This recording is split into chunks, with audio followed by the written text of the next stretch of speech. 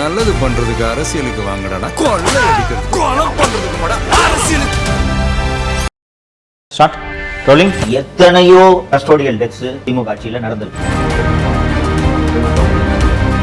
லத்தி எல்லாம் உடையுது, வாயில மிளகாத்தூளை போடுறாங்க, ஆணுறுப்புல மிளகாத்தூளை போடுறாங்க, அட்டின்னு அடிச்சு செத்தே போறான் அஜித்குமார். இந்த கட்சி ஏன் இரண்டாவது முறை எப்போதுமே ஆட்சிக்கு வந்ததில்லை என்று நீங்கள் எப்போதாவது யோசித்திருக்கிறீர்களா?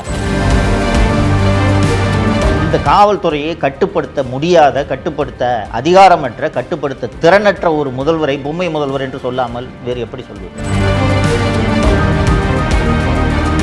காவல்துறையை ஒரு கூலிப்படையாகத்தான் திமுக அரசு இந்த 5 ஆண்டுகளாக பயன்படுத்தி வந்திருக்கிறது என்பதை பல்வேறு 2026 சட்டப்பேரவை தேர்தலை பற்றி நாம் தொடர்ந்து விவாதித்துக் கொண்டிருக்கிறோம். ஏன் விவாதிக்க வேண்டும்? திமுக என்ற தீய சக்தி தப்பித்தவறி கூட ஆட்சிக்கு வந்துவிடக்கூடாது என்பதில் தமிழகத்தின் வாக்காளர் பெருமக்கள் அத்தனை பேரும் கவனமாக இருக்க வேண்டும். அதனால் கடந்த 5 ஆண்டு கால ஆட்சியில் நடந்த அவலங்களை தொடர்ந்து மீண்டும் மீண்டும் உங்களுக்கு நினைவுபடுத்துவதற்காகத்தான் உங்களோடு நான் உரையாடி கொண்டிருக்கிறேன். தோழர்களே, 1949 திராவிட முன்னேற்ற கழகம் தொடங்கப்பட்டது. பவள விழா கொண்டாடி கொண்டிருக்கிறது அந்த கட்சி. 75 ஆண்டு ஆகிவிட்டது. இந்த கட்சி ஏன் இரண்டாவது முறை எப்போதுமே ஆட்சிக்கு வந்ததில்லை என்று நீங்கள் எப்போதாவது யோசித்திருக்கிறீர்களா? திரிணாமுல் காங்கிரஸ் புதிதாக தொடங்கப்பட்ட கட்சி. தொடர்ந்து 4வது முறையாக மம்தா பானர்ஜி மேற்கு வங்கத்தை ஆண்டு கொண்டிருக்கிறார். பிஜேபி பல மாநிலங்களில் மீண்டும் மீண்டும் ஆட்சிக்கு வந்து கொண்டிருக்கிறது. அண்ணா திராவிட முன்னேற்ற கழகம் 2011 மற்றும் 2016 ஆகிய 2 தேர்தல்களிலும் மாபெரும் வெற்றி பெற்று தொடர்ந்து தமிழகத்தை 10 ஆண்டுகள் ஆட்சி செய்தது. ஆனால் இந்த திமுக மட்டும் ஏன் ஒரு தேர்தலில் கூட, ஒரு ஆட்சி முடிந்த பிறகு 2வது முறை ஏன் அவர்கள் ஆட்சிக்கு வருவதில்லை என்பதை யோசித்திருக்கிறீர்களா?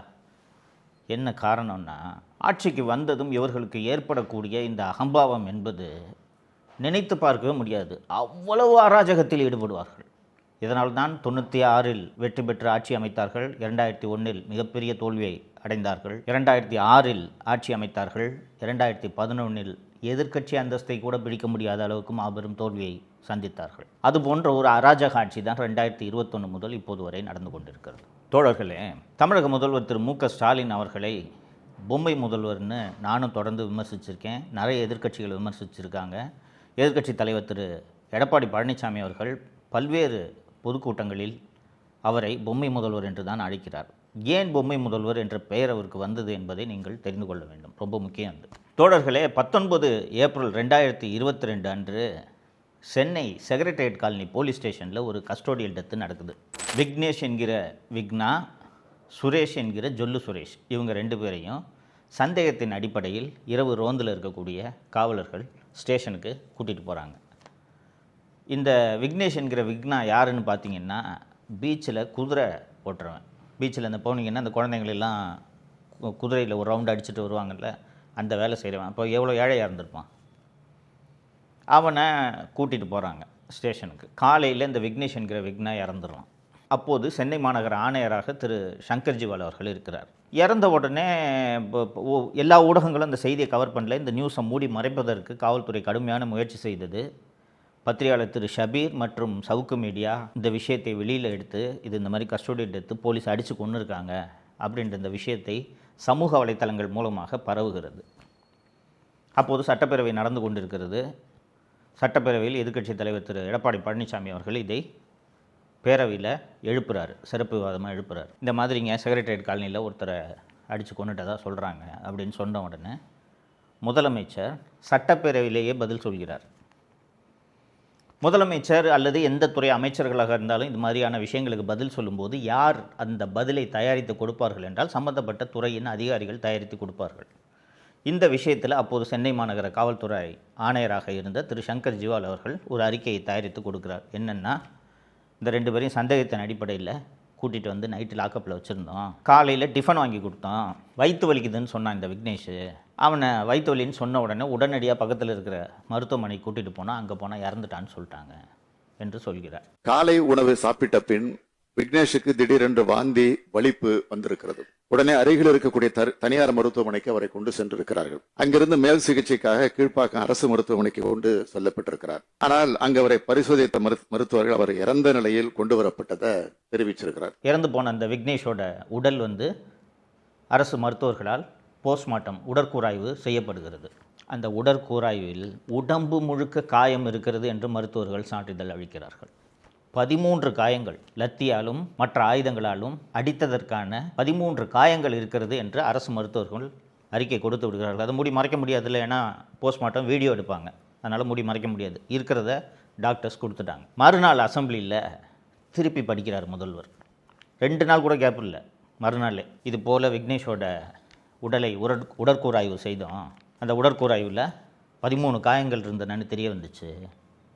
நான் உடனே சிபிசிஐடி விசாரணைக்கு உத்தரவிட்டுட்டேன். என்னுடைய ஆட்சியில் காவல்துறை இப்படி அத்துமீறுவதை நான் அனுமதிக்க மாட்டேன் அப்படின்னு 2 நாள் கழித்து இதே முதல்வர் அசெம்பிளியில் சொல்கிறாரு. 1 வாரம் 10 நாள் கூட இல்லை, மறுநாளே.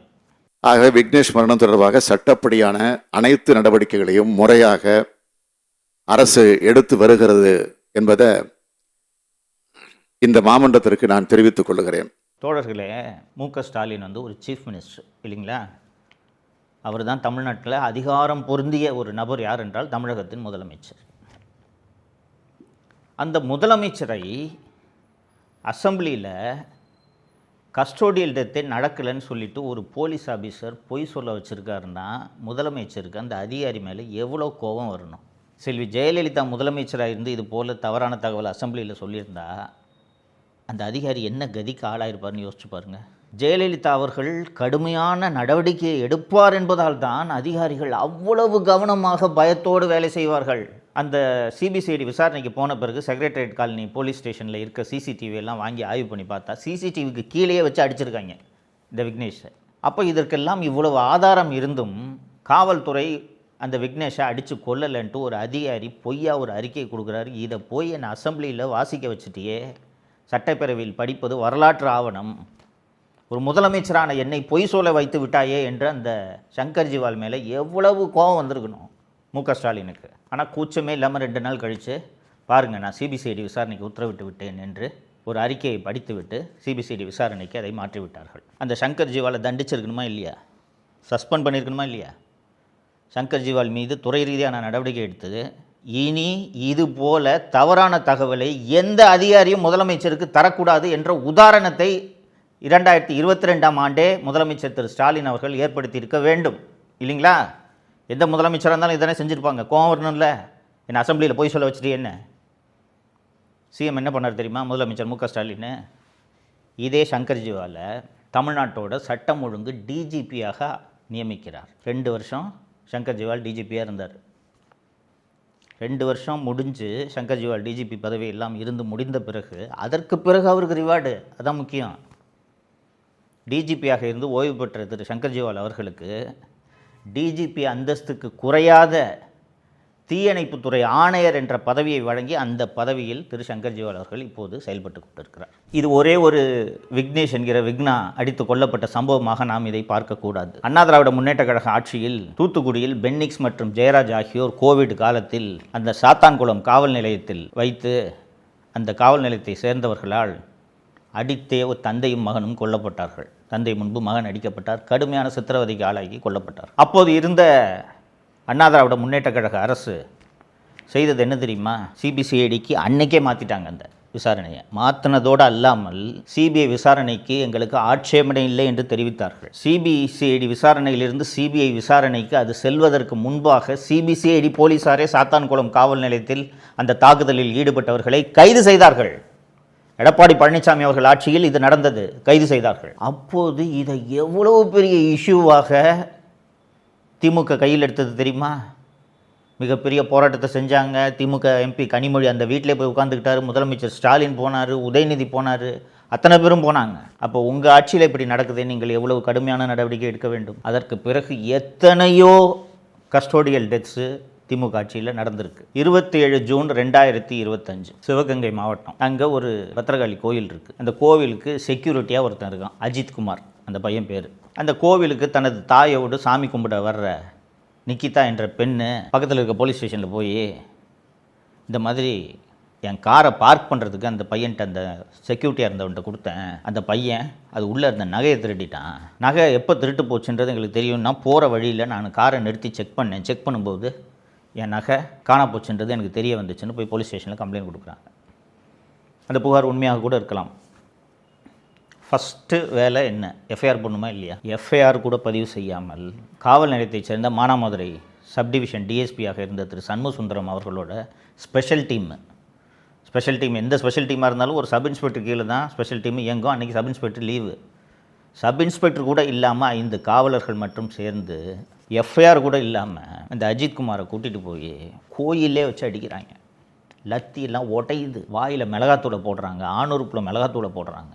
அட்டின்னு அடித்து செத்தே போகிறான் அஜித்குமார். அண்ணா திராவிட முன்னேற்ற கழகம் தான் இந்த வழக்கை சிபிஐ விசாரணைக்கு மாற்ற வேண்டும் என்று மதுரை உயர்நீதிமன்ற கிளையில் வழக்கு தொடுத்து உயர்நீதிமன்றம் இதை சிபிஐ விசாரணைக்கு மாற்ற வேண்டும் என்று உத்தரவிட்டது. அதற்கு பிறகு சம்பந்தப்பட்ட காவலர்கள் எல்லாம் கைது செய்யப்பட்டு சிபிஐ முதல் கட்ட குற்றப்பத்திரிகை தாக்கல் செய்திருக்கிறது. அடுத்து இப்போது சிபிஐ கடைசியாக தாக்கல் செய்த அறிக்கையில் நகையே காணா போல, நிகிதா கொடுத்த கம்ப்ளைண்ட் பொய் கம்ப்ளைண்ட்டுன்னு தெரிய வந்துருச்சுன்ட்டு சிபிஐ விசாரணை அறிக்கையில் தெரிவிச்சிருச்சு. தோழர்களே, திமுக ஆட்சியினாலே அராஜகம்ன்ட்டு நான் தொடக்கத்தில் சொன்னேன். திமுகவினரை தவிர காவல்துறையினரும் எப்படிப்பட்ட அராஜகங்களில் ஈடுபடுகிறார்கள் பார்த்தீர்களா? நான் இப்போ சொன்னது விக்னேஷ் என்கிற விக்னா மற்றும் அஜித்குமார் ஆகியோர் இந்த 2 விவகாரங்களையும் ஒரு உதாரணத்துக்காக சொன்னேன். இது போல் பல்வேறு கஸ்டோடியல் டெத்ஸு இந்த 5 ஆண்டுகளில் நடந்திருக்கிறது. இது போல் சம்பவங்கள்லாம் நடக்குது. சம்பந்தப்பட்ட காவல்துறையினருக்கு கடுமையான தண்டனையை வழங்குவேன் என்று முதலமைச்சர் கடுமையாக இரும்பு கரம் கொண்டு நடவடிக்கை எடுத்திருந்தால் இப்படி இத்தனை அப்பாவிகள் செத்திருப்பார்களா? ஒருத்தன் பீச்சில் குதிரை ஓட்டுறவன் விக்னேஷ், இன்னொருத்தன் கோவிலில் செக்யூரிட்டி, ப்ரைவேட் செக்யூரிட்டி கார்டு 12,000 சம்பளம் வாங்குவான். அவன் செய்யாத திருட்டுக்காக 5 காவலர்கள் அவனை அடித்தே கொள்கிறார்கள் என்றால் காவல்துறைக்கு எந்த அளவுக்கு துணிவு வந்திருக்கிறது? இந்த காவல்துறையை கட்டுப்படுத்த முடியாத, கட்டுப்படுத்த அதிகாரமற்ற, கட்டுப்படுத்த திறனற்ற ஒரு முதல்வரை பொம்மை முதல்வர் என்று சொல்லாமல் வேறு எப்படி சொல்வது? சாதாரண பொதுமக்களுக்கு பாதுகாப்பே கிடையாது தோழர்களே.